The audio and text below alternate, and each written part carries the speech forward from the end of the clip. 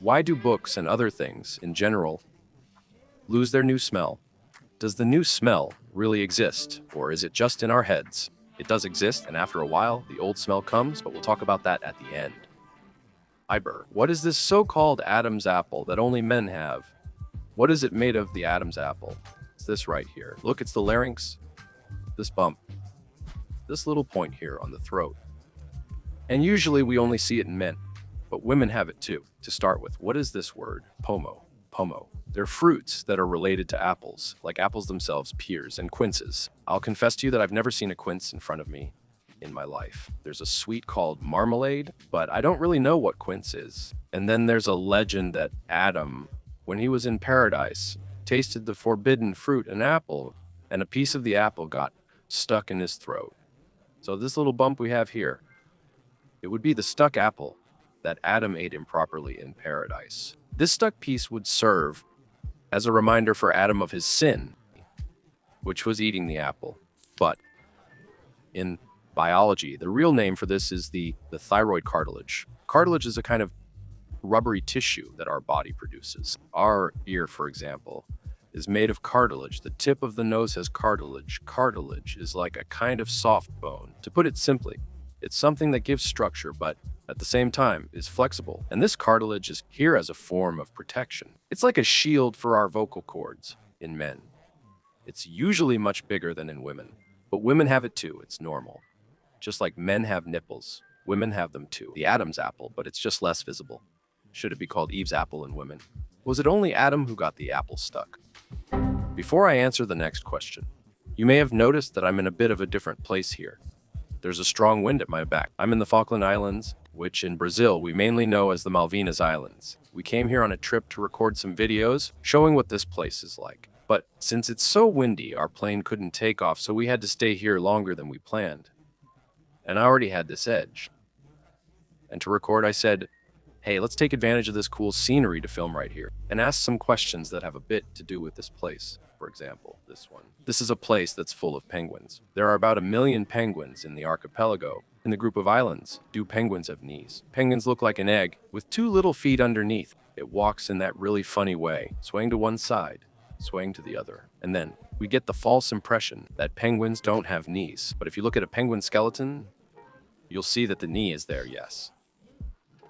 And even more, the penguin always has its knee bent. When it's standing, it kind of walks in a squatting position. The thing is, we don't see the penguin's knee because it's inside, under all the skin and fat. There, you only see the animal's little feet. And it walks in that weird way because the penguin is an animal completely adapted for water, not for land. Like many other animals here, like the sea lion and the elephant seal, these are animals that move poorly on land. But when they go into the water, they look like a torpedo.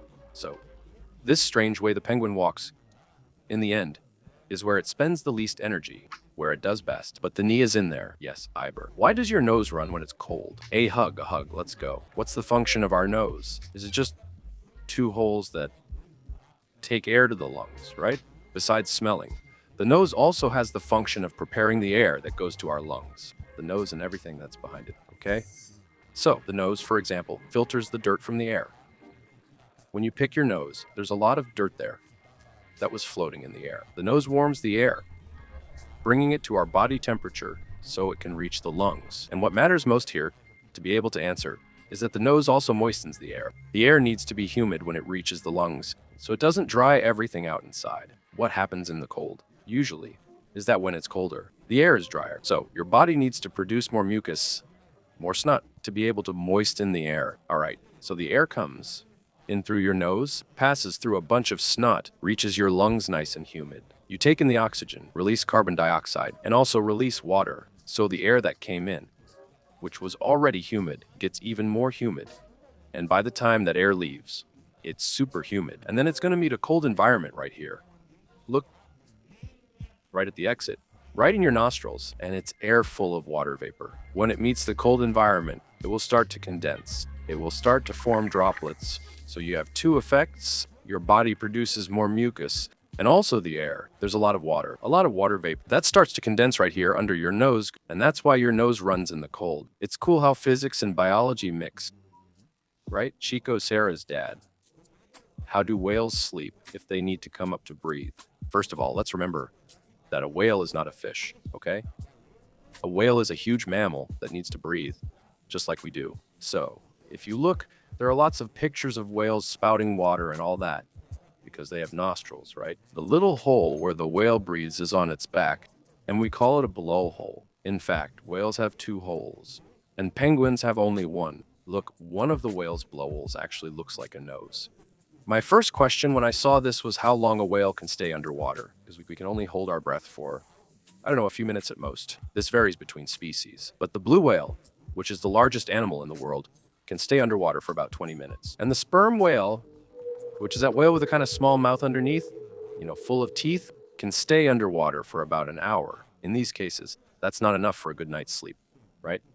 So what whales do is turn off sleep. Half of the animal's brain is sleeping, and the other half kind of goes into an energy-saving mode. It's just a little bit awake, and then it takes a breath and comes back, sleeps a little more, takes another breath and comes back, resting half of the brain, and then the other half. Why is Leonardo da Vinci on the Cachafa label?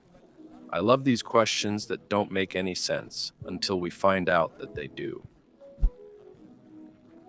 Yes, the one that appears on the Cachafa label. It's probably Leonardo da Vinci.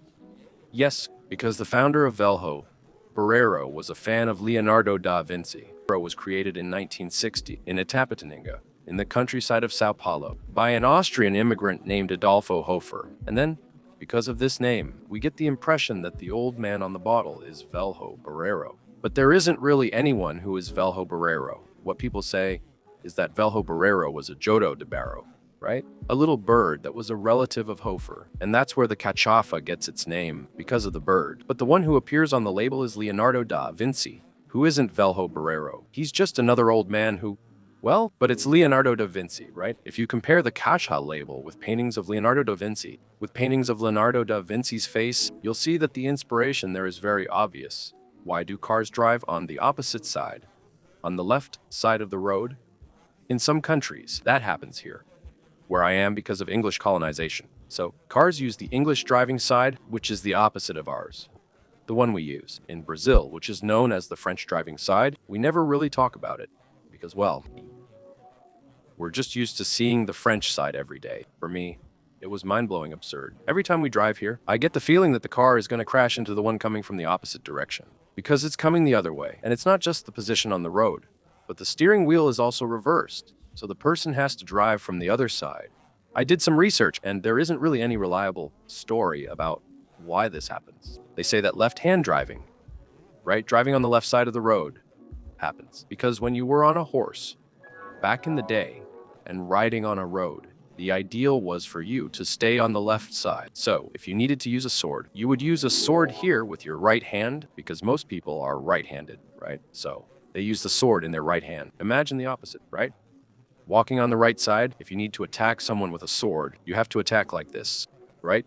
With your arm crossing in front of your body. On the other side, it's much more practical. And the story about the French hand, which to me really sounds like a legend, was that Napoleon, who was French, was left-handed, so he did the opposite of what I just explained. What we actually know, for sure, is that this rule started to become law in countries in the 18th century. In the early 1700s, when there were already a lot of carriages and horses on the roads, they had to organize this to prevent everyone from crashing into each other. And then, the countries that were colonies of England started to adopt the English driving side, and the countries under the influence of France started to adopt the French driving side. So, if we look at this map you're seeing today, you'll notice that the countries in blue are the ones that use the English driving side. Usually, they were at some point connected to England, like South Africa, India, and Australia, and the ones in red are the ones more connected to France, like Brazil itself and most of Europe. But all of this is a bit complicated, because each country has a different history. Portugal, for example, switched from left to right side driving midway. Some countries picked a side based on where they imported cars, since cars were built for either right or left side driving. And in the end, it's like the power outlet we use at home. Each country chose a different way. People got used to it, and now we have to live with this difference, because nobody wants to change. The question we got the most after we put our sailboat in the water, maybe a keel wouldn't have been a good solution. Why didn't you put a counterweight under the boat so it wouldn't tip over? Wasn't there a bit of physics missing in this boat you made? Well, what is a keel on big sailboats, like the one behind me? Here, there's a kind of fin underneath. a blade that goes down below the boat. It's really long, really deep. Sometimes it's 3 or 4 meters. And at the tip of the keel, there's usually ballast, a weight iron with lead, which acts as the counterweight for the boat. So, if the wind pushes the boat to this side, that weight underneath straightens it back up. So, these boats practically never capsize, right? The wind tries to capsize it, but the weight doesn't let it. It works like a punching clown in the water. That's the purpose of the weight, okay? But the blade itself, the keel, is there to keep the side wind from pushing the boat away. If the wind is coming from here and the boat is here, heading that way, the wind won't let the boat move like this. The keel and ballast exist on big boats, but they usually don't exist on small boats. At least, I've never seen a tiny boat like ours using a keel. What they use is something called a centerboard. So, you also have a blade under the boat, which also serves to keep it from drifting sideways. But this blade is retractable, right? You can remove the blade whenever you want, and it doesn't have any weight at the tip. In our boat's case, we had 2 side centerboards, so we had 2 big blades. We would lower them into the water while sailing, then retract them afterward. Why isn't there a counterweight? Wouldn't that help prevent capsizing? There are several reasons for not having one. First, smaller boats tend to be proportionally wider than larger boats, so it's harder for them to capsize. If you look at one of those big boats, you'll notice that it's pretty narrow compared to the sail. So if it didn't have the counterweight down below, it would tip over very easily.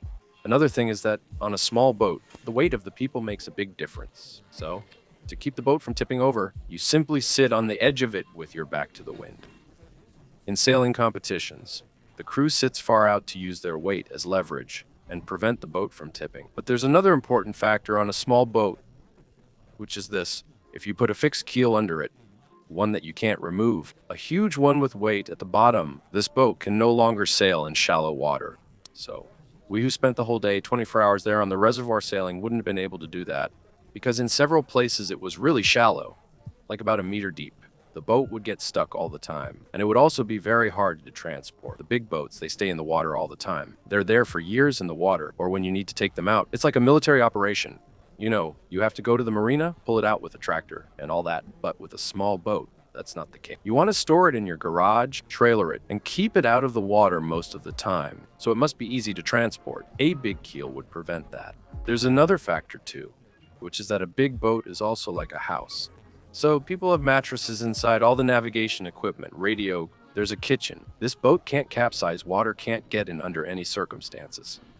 The small boat is different. It's actually designed to capsize. So in our little boat, there are already 2 watertight compartments, right? 2 places that are well sealed in the back and in the front, and they're going to work like buoys. When the boat capsizes, that's why you can see that the boat flipped twice, and there was no problem. I bailed out the water and kept sailing.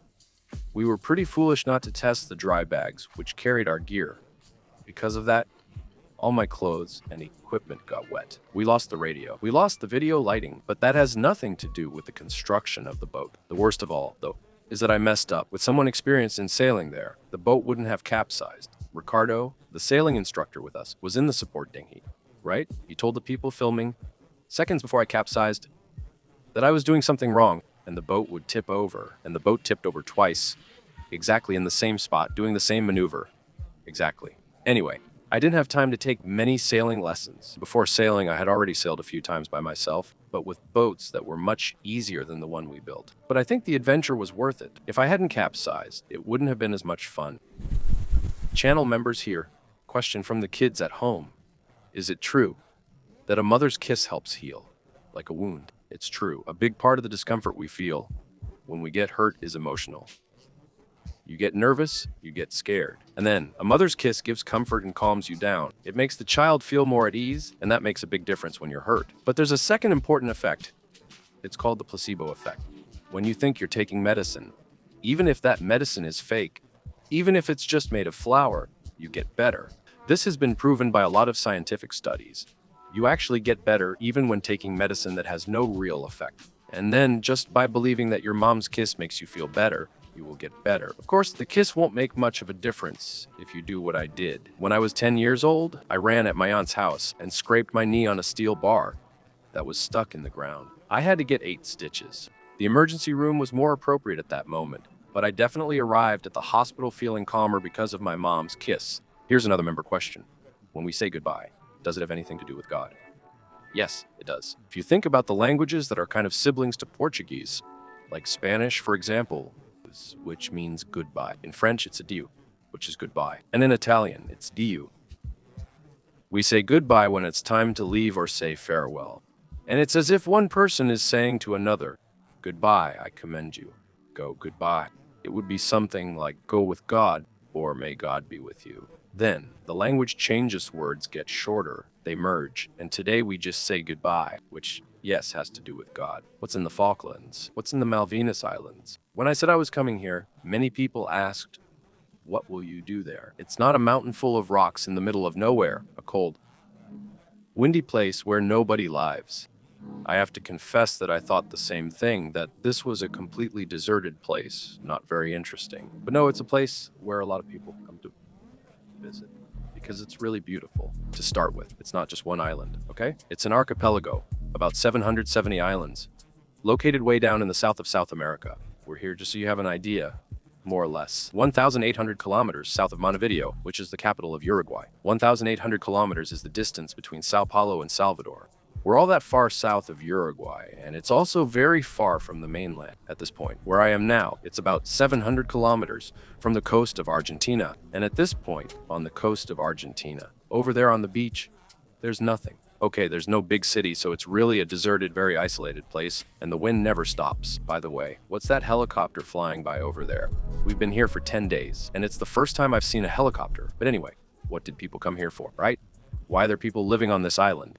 Originally, there was no one here. Okay, it was an island that didn't have indigenous peoples. We don't have any history of humans arriving here before the Great Navigations. The first people who came to live here were here to raise sheep. There are a lot of fields, a lot of pasture. By the way, there are no native trees, not a single tree from the region itself. You can see some trees behind me here, but they were planted, and the islands are really big altogether. They're about twice the size of the distant federal district. So you can drive more than 100 kilometers inland here, and there's still more ground to cover. When ships started transporting a lot of goods between continents and so on, there was no Panama Canal, and the ships had to go all the way around down below South America, and this place became an important spot for repairing ships. Because this passage between the tip of South America and Antarctica is very complicated. There's a lot of wind and tons of storms. The ships will come out all battered and stop here at Stanley Port for repairs, so it was like a pit stop for ships. When the Panama Canal was built, it lost that function. But then fishing started. This is a place with a lot of fish and a lot of squid, because cold water can hold more oxygen, so you have more life. And there's another phenomenon here too, called upwelling, which is when a current comes up from the bottom of the ocean, bringing nutrients, bringing a kind of fertilizer up. This feeds the algae, and algae are the basis of all life because other animals eat algae, and other animals eat other animals. That's how it goes. And that's why there's so much marine life here. Not just fish, but also the animals that eat fish, like penguins, sea lions, whales, and so on. So today, most of the money here comes from fishing licenses. It's not them who fish, it's international ships, mostly from Asia, that come and fish around here. But they have to pay a tax, pay a fee to the Falkland government.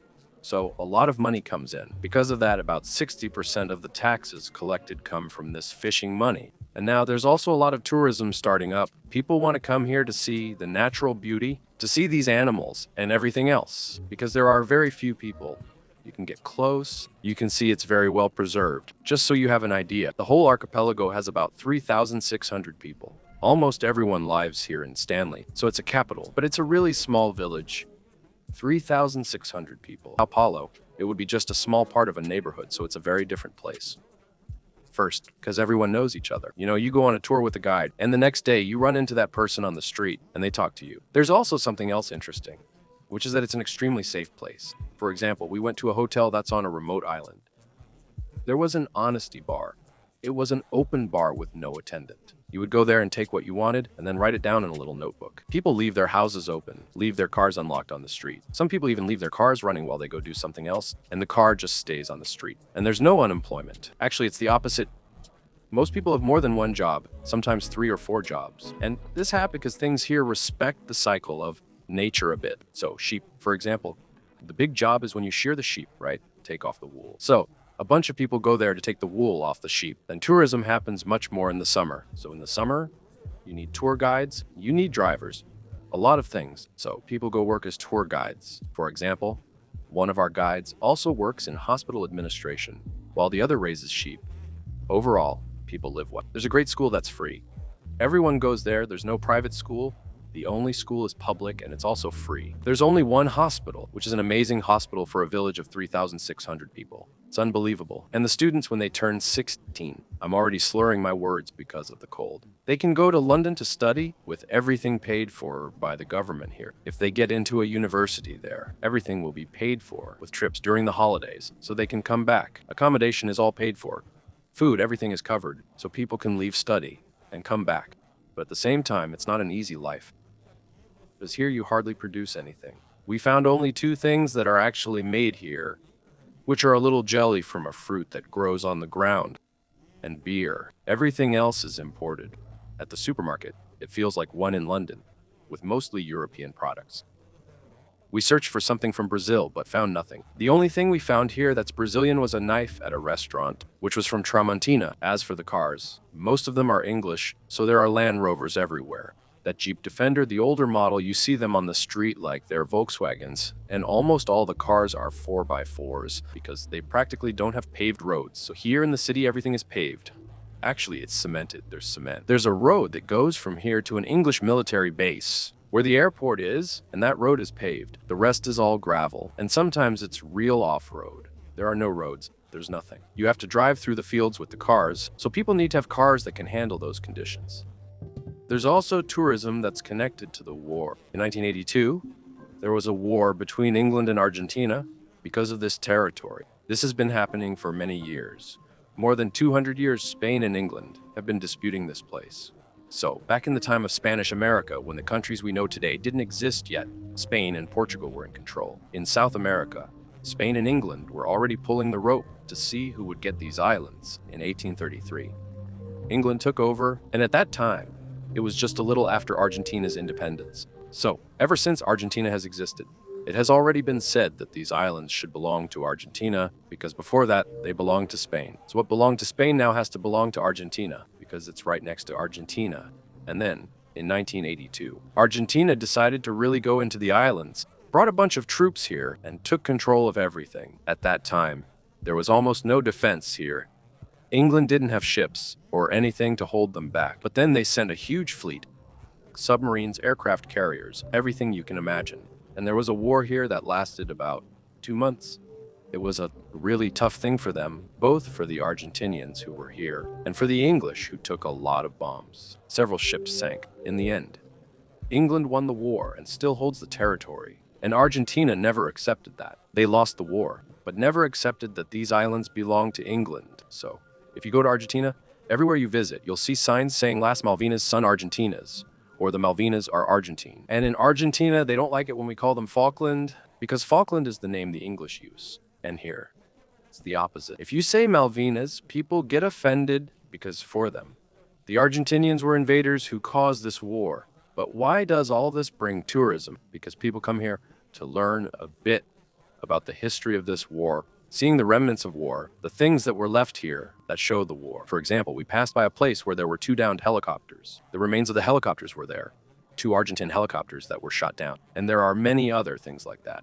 For example, a guy here in the city has an armored vehicle in his backyard. And if you travel along the islands, then yes, you'll see tanks, downed planes, trenches, bomb explosion marks, a lot of things that remains here because the island is very uninhabited. Hardly anyone lives here, so things stay forever. Anyway, it's a place unlike anything we've ever seen. We're really enjoying getting to know it, but let's get to our last and most important question, which is about the smell again. Where does it come from? That smell we notice when we buy a Manual do Mundo book, when we get into a brand new car. There's a magical scent there. Let's remember what a smell is, right? The smell. They're gases coming out of something. They're molecules entering your nose, so the nose. It works like a kind of chemistry lab, able to identify the molecules that are entering our senses. I think it's one of the most magical of all. In fact, most of the flavor we taste in food actually comes from the smell, not the taste. All right, one day we'll try this out by doing a blind taste test. You'll see that nobody can identify any food if their nose is blocked. And if somebody has a smell, it's because something is coming out of it. some substance is evaporating. That means that when you smell dog poop, for example, a part of the dog poop is actually entering you. And what does that have to do with new things? When something is manufactured, a lot of glue is used, a lot of paint, a lot of varnish, usually a lot of plastic, and all these things release some kind of vapor. Most of the time, they are derived from petroleum. So there are a lot of different chemicals there that end up evaporating when you use paint, varnish, etc. If we look it up in a book, for example, all the pages are printed, the letters are a kind of paint. So there's a lot of ink everywhere. When we think about a new pair of sneakers or a new car, there's also a lot of glue, a lot of varnish, a lot of plastic. And that's where the new smell comes from these volatile substances that evaporate easily and reach our nose. But that eventually ends. It kind of runs out. What had to evaporate has already evaporated. That's why. If you smell something that's a bit older, it usually doesn't have any smell. I mean, it doesn't smell like anything until the moment it starts to decompose.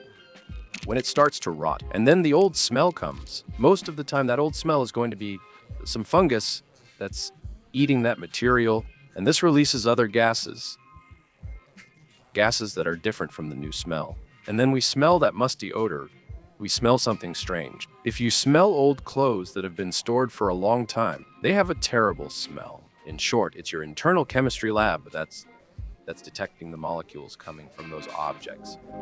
And that's why they have a new smell.